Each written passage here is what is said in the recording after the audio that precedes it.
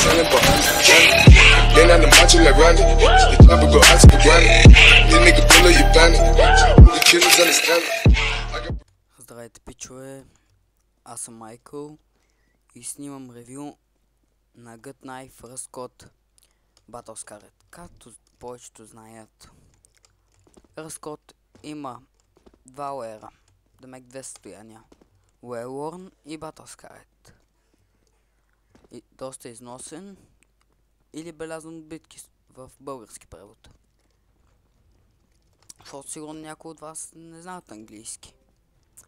Това е ножа на светлина, ето го и на сянка. Анимацията ме накара да го купя. Анимацията на Good Knife е толкова яка. Мен много ме кефи този нож, най-много заради анимацията. Този нож струва 23 ключа в Steam анализ. В маркета от 49 до 53 се покачва цената.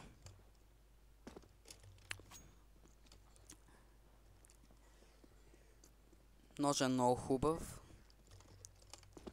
Нищче разкот.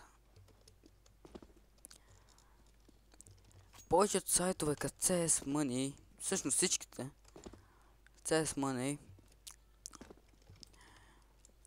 CSGO Sale и още много,